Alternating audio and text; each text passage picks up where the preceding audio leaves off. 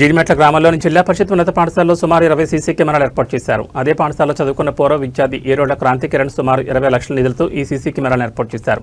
విద్యార్థుల భద్రతతో పాటు పాఠశాల పరిసరాలు నిఘా పెంచేందుకు ఈ కెమెరాలను ఏర్పాటు చేశారు.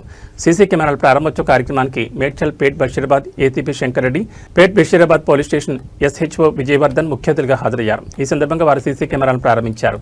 ఈ సందర్భంగా ఏసీపీ శంకర్ రెడ్డి మాట్లాడుతూ పాఠశాలలో సీసీ కెమెరాల ఏర్పాటు విద్యార్థుల భద్రతకు ఎంతో ఉపయోగకరంగా ఉంటుందని అన్నారు. పూర్వ విద్యార్థి ఏరోళ్ల క్రాంతి కిరణ్ సుమారు 2 లక్షల నిధులతో 20 సీసీ కెమెరాలు ఏర్పాటు చేయడం అభినందనీయమని పేర్కొన్నారు. అమ్మాయికి క్యాష్ అవార్డు తర్వాత అప్రిసియేషన్ కలెక్టర్ చేతుల్లో ముందుగా దొరికింది.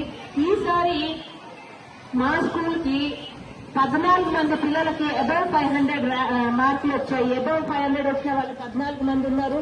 మండల్ లెవెల్లో టాప్ పర్సంటేజ్ తో పాస్ అయిన పిల్లలందరూ కూడా 95.2% తో మా పిల్లలు పాస్ అయ్యేసేసి మండల్లోనే హైయెస్ట్ పర్సంటేజ్ పాస్ పర్సంటేజ్ ఉన్న స్కూల్ లాగా మాది పేరు తెచ్చుకున్నది సార్.